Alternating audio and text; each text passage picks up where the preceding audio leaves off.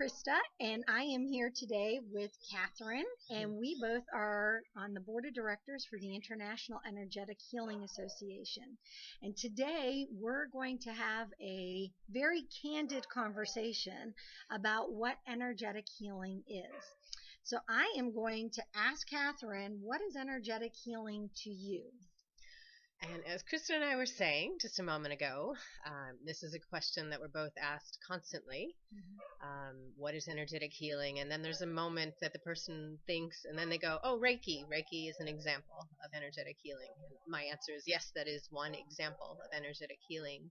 But there's currently thousands of different varieties, different modalities of energetic healing. And the way I've explained it to people is that we are one energy in this world. There's one universal energy. Would you accept that? I accept that. That works with what I teach as well. All right. So we have one energy, and there's just different ways, different places that we're looking at that energy, and that's how we have come to have an understanding of it. And each person that is working with energy has a particular nuance, particular focus that they gravitate towards or resonate to. So someone who works with Reiki energy is working with that particular facet of the same energy that someone's working with color, for example. Yeah. You accept that? I do. And even the same with crystals. It's the same thing. The way I also like to explain to people is that energy, we are energy. Yes. We are energetic beings. Essentially, as much as we would like to think that us in our biological physical structure is this a mass of something ultimately special, really we're made out of the same minerals and the same carbon that the trees are and the grasses and that the rocks are and that the crystals are. So we are all one. I was watching, and I didn't share this with you, I was watching something the other day with David Attenborough, or Attenborough. I always say his name wrong. I am so sorry, David, if you happen to watch this. I didn't mean to say it we wrong. all love your work. We love it. It's really awesome. Very interesting. I love to watch it. But in any case, he was actually taking us through Darwin and Darwinism, and which can be very controversial for some people. Yes. But his closing statement was very powerful in terms of what Darwin was able to bring to natural science, which actually works a lot with what we do as energy healers, is that essentially what Darwin proved with all his travels and his work and what he studied, and even what more naturalists are finding and discovering, is that we as humans are no different. We follow the same principles. We're held by the same natural laws in terms of evolution and how things affect us as the smallest bacteria on the planet. So when you're thinking of energy work and energetic healing, it's the same as what makes the tree grow. It's the same as what helps a plant to grow and know when to bloom, or even with the sun, rising and setting. It's all one, and that's sort of the way I've looked at it and really seen it. And when I explain to people what energetic healing is, it's essentially we're all connected. We are connected, and yes, I am energy, the world is energy, and I would add how we interact, how our energy force interacts with the other energy that's around here. Because in the work specifically that I do, I can very easily connect with another entity, whether it be a person, who's of course an energy, or an animal, which again is the same, like you were just saying, same kind of energy, or even a plant or a tree. All of these things have a certain, or crystal, as crystal. As I connect with crystals.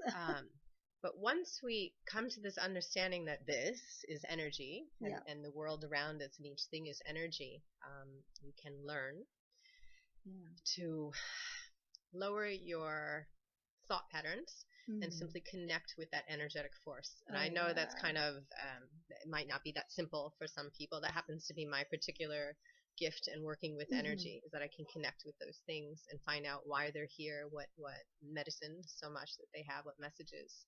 and ultimately how we can bring balance to each other, not just to our physical form, but to the animals, to the plant, for the crystal, I would imagine. Yeah. Oh, no, it's the same. Yes. The only slight difference for crystals is they're incredible keepers of information. Okay. So one of the really cool things about when you start adding in crystal energy, and it's probably why we see a lot of Hollywood use crystals when describing aliens or their ships and things, is because crystals are really, one, they look awesome. Let's face it, okay? They just look awesome, all right? All right, so we've gotten over the fact that they look awesome. But the other thing is that they do hold a lot of information. And so, again, that's energy, and it's learning how to connect into that. For me, I get energy from a tree, and I get information. Trees hold information as well, yeah. in a different way. In a different way, right? And so, but when you start learning and understanding, it's, yes, I'm a Reiki master practitioner, teacher. I also am a crystal healer, but I connect also with trees, music, color. There are so many different things. I also find food very healing. So that's another energy, energetic layer. And that's another chapter. That's something I'd like to talk on later. That's it. And she does some really cool things. I cook it and make it look good. She actually grows it. Food is energy, just like Krista said, and so we can sit with our own bodies in the morning and say, what energy source do we need? Not just, I've got to jam down the donut and whatever coffee really quickly, but really our bodies need something to live and to balance that energy. So that's another chapter for another day. For another day. Yeah, see that? And she was worried we weren't going to come up with something else. But as you can tell by just the conversation that the two of us are having, energetic healing is not an extremely cut and dry definition, which is why there are so many different forms of energetic healing. And I think that's the important thing to convey today, if and hopefully we're helping to explain what is energetic healing, is that, again, there's one energy in the world. There's one universal energy. We are energy. The world is energy. It's just different ways, like I'm standing here, I'm looking at this side of the energy, looking at a different one, but it's all ultimately the same energy. And people will work with it in a slightly different fashion. Yes, I think that's the important thing. I do too. I think that we've covered a lot. So if you guys have any questions for Catherine or I, or you have comments, please make sure that you leave a comment below in the comment box. And also, we are always wanting to hear from you. So you can find us at International EHA on Facebook. Or the International Energetic Healing Association on Facebook. And you can always email us at internationaleha@gmail.com, and one of us or a number of us will get back to you. We hope that you enjoy. And our website. Oh, that's right. And our website. www.internationaleha.org. So have a peek. You can find us through there and send some info, questions through there, and take a peek at what we have to say. So there we go. There we go. Thank you. I forgot that. So alrighty then. Until next time, we will see you later. Bye. Bye. Thank you.